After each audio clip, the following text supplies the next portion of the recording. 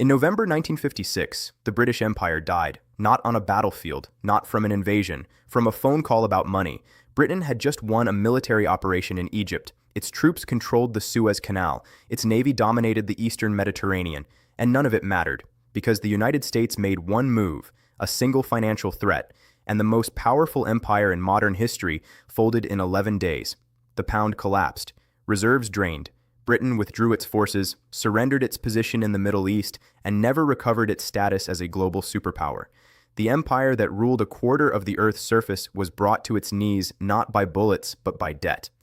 Ray Dalio has been studying this exact pattern for 40 years. He built the largest hedge fund in history by mapping how empires rise and fall along predictable debt cycles. And right now, in May 2026, Dalio is saying something he has never said this directly before. The United States is repeating the British Empire's final mistake. Not in theory, not as a thought experiment, in real time, with real numbers. Here's the number that should keep you up tonight. The United States national debt crossed 39 trillion on March 17th, 2026. It took 200 years to accumulate the first trillion. Now we add a trillion every 5 months. Interest payments on that debt now exceed $1 trillion a year, more than the entire defense budget.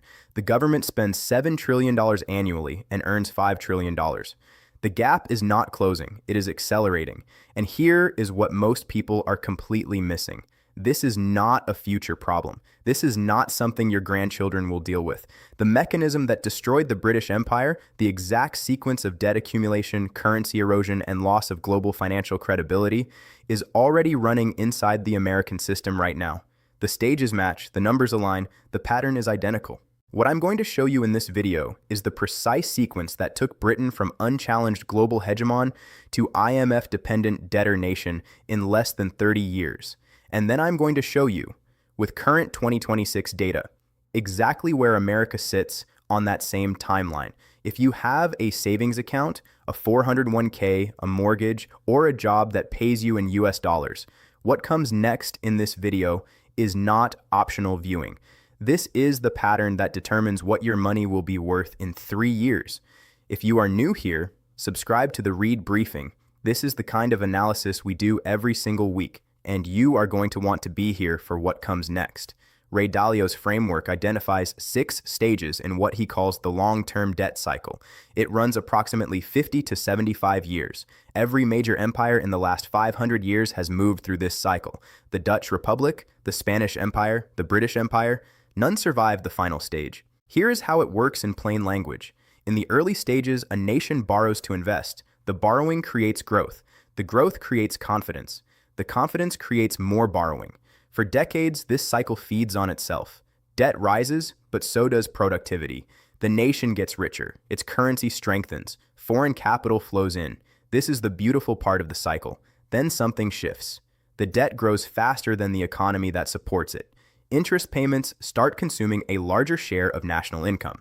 The government borrows not to invest, but to pay the interest on what it already owes.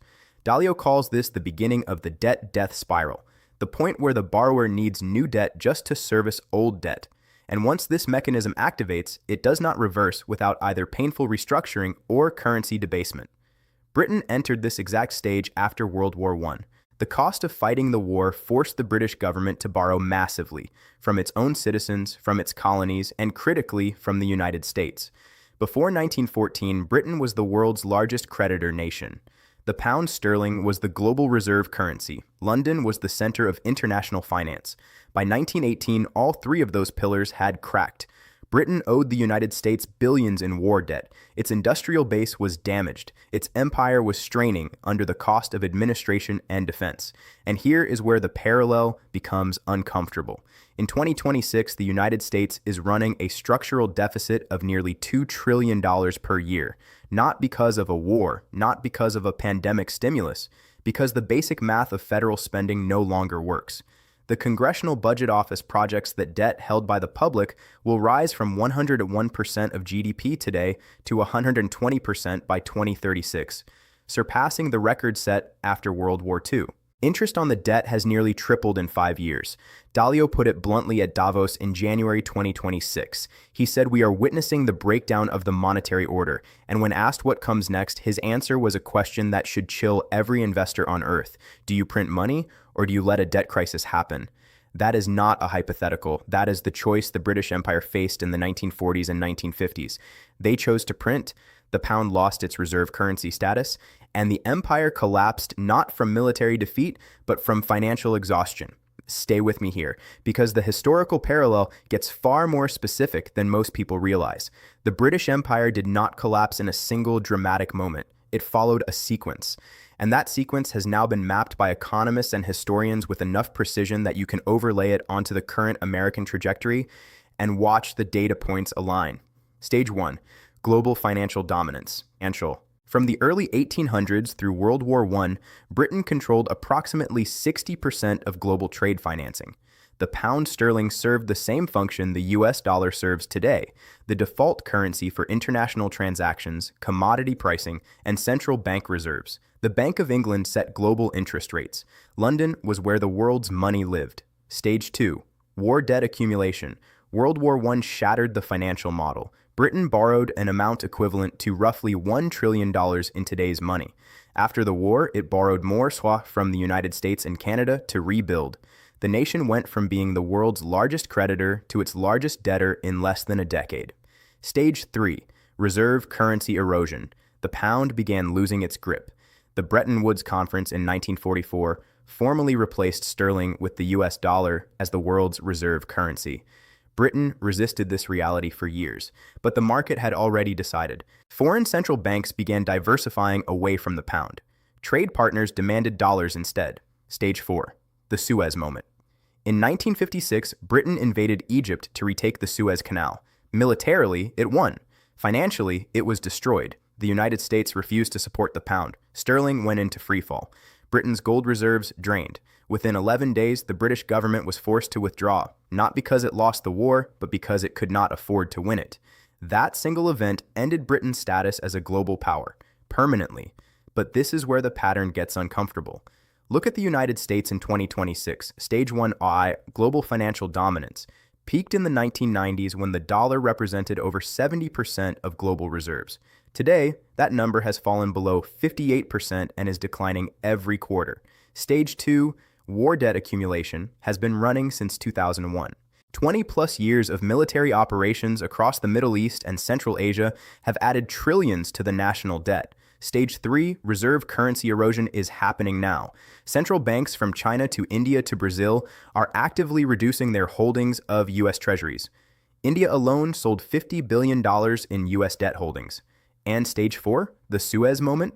Reid Dalio himself drew this parallel in March 2026. He pointed to the Strait of Hormuz, the waterway where the United States currently has a naval blockade against Iran, and said this conflict could determine whether America retains its position in the global order. A fifth of the world's oil passes through that strait every day. The blockade is draining military resources while simultaneously driving energy costs higher and accelerating the very inflation that undermines the dollar's purchasing power. Think about that for a second. Britain won the military operation at Suez and still lost everything. The pattern does not care about military victory. It only cares about the balance sheet. If this parallel is making sense, give this video a like. It takes 2 seconds, and it genuinely helps the algorithm show this to more people who need to see it. Here is what happened in the last 90 days that confirms the pattern is accelerating. On March 17, 2026, the U.S. national debt crossed $39 trillion.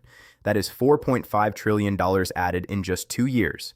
Without a recession, without a major stimulus package, without a full-scale ground war. This is structural. The Joint Economic Committee reported that as of April 2026, gross national debt amounts to $114,000 per person and $289,000 per household. The debt is growing at $758 billion per day. That is $87,685 per second. But the debt number alone is not the signal. The signal is the interest rate on that debt. Net interest payments are projected to exceed $1 trillion for fiscal year 2026. That number has nearly tripled in 5 years. Interest on the national debt now consumes more federal spending than the entire defense budget, more than Medicaid. It is the third largest line item in the federal budget behind only Social Security and Medicare, and it is the fastest growing. Now layer in what the Federal Reserve just did. At its latest meeting, the Fed held rates unchanged, but 4 officials dissented. 4. That level of disagreement signals a central bank that is losing internal consensus on how to navigate what is coming. Energy prices from the Hormuz blockade are driving inflation expectations higher. Traders have stopped pricing in rate cuts for 2026 and are now beginning to price in the possibility of a rate hike in 2027. Meanwhile, the dollar tells its own story. The US dollar index dropped 10.8% in the first half of 2025, the worst performance since 1973, the year Nixon severed the dollar's link to gold. The decline continued into 2026, hitting a 4-year low in January. When the world's reserve currency loses that kind of ground that fast, it is not noise. It is a signal that global capital is beginning to question the underlying math. And what is global capital moving into? Gold. The price of gold has surged above $4,500 per ounce, up more than 43% year over year. Central banks added 244 tons of physical gold in the first quarter of 2026 alone. Physical bar and coin demand hit 474 tons in Q1, up 42%. This is not retail speculation. This is sovereign nations quietly repositioning their reserves away from dollar-denominated assets. Most people are looking at these data points individually. Gold is up, the dollar is down, debt is rising, the Fed is split. But when you connect them through the Dalio debt cycle framework, they form a single unified picture, the exact same picture that formed in Britain between 1945 and 1956. And this is where it stops being an economics lecture and starts being about your money specifically. Here is what the decision makers are actually thinking, and why it matters more than anything you have heard so far. The surface story is simple. America has too much debt. The dollar is weakening, gold is rising. But the real story, the mechanism underneath, is something almost no one is discussing publicly. The United States government needs to sell approximately $12 trillion in debt this year, not because it is borrowing $12 trillion in new money, because existing debt matures and needs to be rolled over, and the interest payments themselves require new borrowing to cover. Dalio laid this number out explicitly at the Future China Global Forum. The government earns $5 trillion, it spends $7 trillion, and then it needs to refinance the debt that is coming due on top of that gap. That creates a supply-demand imbalance in the treasury market that has no modern precedent outside of wartime. Here is the hidden mechanism. The Federal Reserve is trapped. If it cuts rates to make the debt cheaper to service, it risks reigniting inflation, which is already being driven higher by energy costs from the Hormuz blockade. If it holds rates steady or raises them, the interest cost on the debt accelerates further and the deficit widens. There is no exit that does not involve pain. The only question is which form the pain takes. Dalio described this trap with brutal clarity. He said policymakers assume the bond market will not collapse. Bond traders assume Congress will act before a crisis becomes irreversible. And both assumptions are wrong. He paraphrased Hemingway. Bankruptcy happens gradually, then suddenly. Now connect 3 data points that nobody is putting together. First, the Supreme Court struck down the president's authority to impose tariffs under the International Emergency Economic Powers Act in February 2026. That eliminated a projected revenue stream that was supposed to offset part of the deficit. Second, the CBO estimates this ruling could result in up to $175 billion in tariff refunds and $2 trillion in additional cumulative deficits over the next decade. Third, the Hormuz blockade is simultaneously driving up government military spending while pushing energy prices toward levels that increase the probability of stagflation. What Ray Dalio's framework tells us about this exact moment is that we are in the late stages of the long-term debt cycle, the phase where the government has exhausted conventional tools and faces the binary choice between printing money or allowing a debt crisis. In every previous instance across 500 years of data, governments chose to print. The result was currency debasement, loss of reserve currency status, and a transfer of economic power to the next rising nation. The all-weather portfolio logic, Dalio's own framework for positioning in this environment, points to assets that historically perform when paper currencies lose credibility. Gold, commodities, real assets. Not because they are always superior investments, but because at this specific stage of the debt cycle, They have absorbed capital-fleeing depreciating currency in every recorded instance. I want to know what you think. Drop a comment below. Do you think we are in a beautiful deleveraging or an ugly one? Tell me. But the other side tells a different story, and I want to give it a fair hearing before I tell you why I think it breaks down. The optimistic case goes like this. The United States has faced debt crises before and navigated them. After World War II, debt to GDP was higher than it is today, 106%, and the country grew its way out through productivity gains, population growth, and the post-war economic boom. There is no reason the same dynamic cannot repeat. The dollar has no viable replacement. The euro is structurally flawed by the political fragmentation of the eurozone. The Chinese yuan is not freely convertible, and China maintains capital controls that prevent it from functioning as a true reserve currency. The Japanese yen and British pound lack the scale. By default, the dollar remains the only game in town for global trade settlement and central bank reserves. The Federal Reserve has tools that the Bank of England in 1956 did not. Modern central banking includes quantitative easing, forward guidance, yield curve control, and emergency lending facilities. The Fed navigated the 2008 financial crisis without a systemic collapse. It managed the pandemic shock without a depression. The argument is that institutional capacity has evolved beyond the crude financial environment that destroyed the British Empire.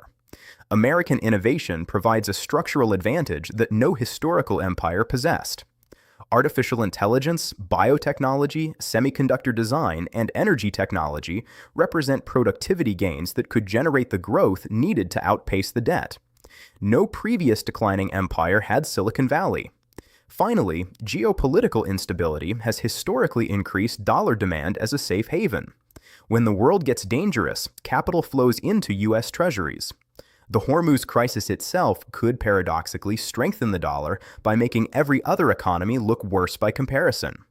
These are serious arguments. I take them seriously, and some of them contain real insight. But here is where the case breaks down.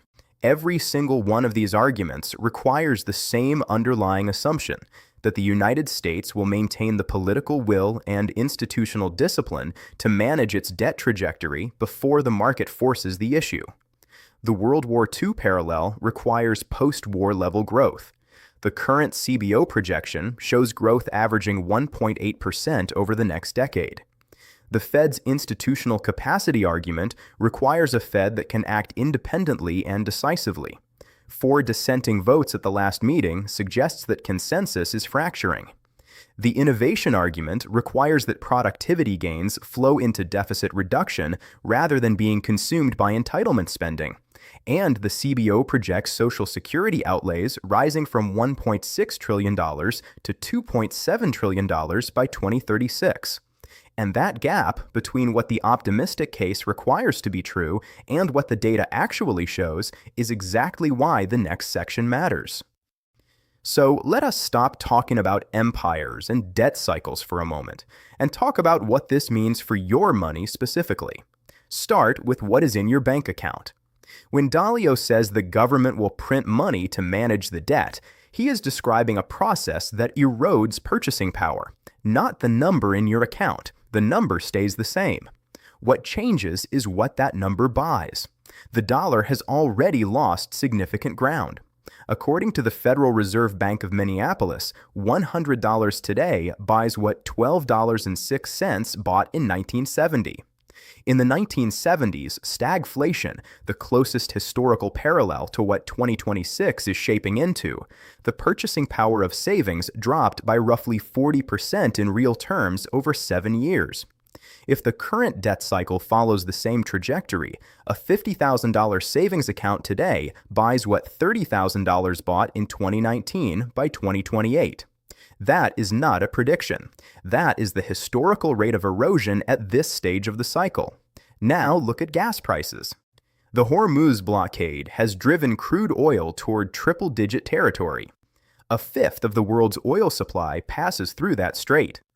With the U.S. maintaining a naval blockade and Iran's exports effectively frozen, the supply shock flows directly into the price you pay at the pump. When oil prices spike, the cost of transporting everything rises with it: food, consumer goods, construction materials. This is not abstract. This is the mechanism that turns a geopolitical event into a higher grocery bill. Your mortgage is next. The Fed is trapped between inflation and debt service costs. If rates stay elevated or rise, every adjustable rate mortgage and every new home purchase becomes more expensive. The CBO projects that the average interest rate paid on the national debt could exceed the economic growth rate by 2031. When that crossover happens, the entire fiscal model shifts from manageable to compounding, and mortgage rates track the same underlying yield environment. Your retirement account is exposed to all of this simultaneously. The S&P 500's nominal gains look acceptable on a portfolio statement. But priced in gold, the asset central banks are accumulating at the fastest pace in decades, U.S. equities have been losing real value. Goldman Sachs is projecting 3% annual stock returns over the next decade. Vanguard estimates around 5%. After inflation at current levels, those returns are functionally flat or negative in real terms. Here is the framework Dalio's historical data provides. In every previous long-term debt cycle at this stage, the assets that preserved purchasing power were tangible: gold, commodities, real estate, and certain markets. Not because they always outperform, but because they are not someone else's liability. Gold at $4,578 per ounce, up 43% in a year, is not a bubble. It is capital moving from paper promises to physical reality. Central banks added 244 tons of gold in Q1 2026 alone. They are not speculating. They are repositioning. You have probably noticed this already, even if you did not have the framework to explain it. Your groceries cost more. Your gas costs more. Your savings buy less. The debt cycle is not something happening to someone else. You are living inside it right now. If this kind of specific financial pattern analysis is what you are looking for, subscribe to the Reid Briefing. This is exactly what we do every single week. So here is where this goes, and I am going to be direct because that is the point of this channel. Short term, the next 30 to 60 days. The Hormuz blockade remains the dominant variable. Trump has stated the naval blockade will continue until Iran agrees to a nuclear deal. Iran has accused the United States of attempting to force submission through economic pressure. Neither side is backing down. Energy prices will remain elevated. The Fed will not cut rates in this environment, and the internal dissent we saw at the last meeting will widen. The dollar will stay under pressure.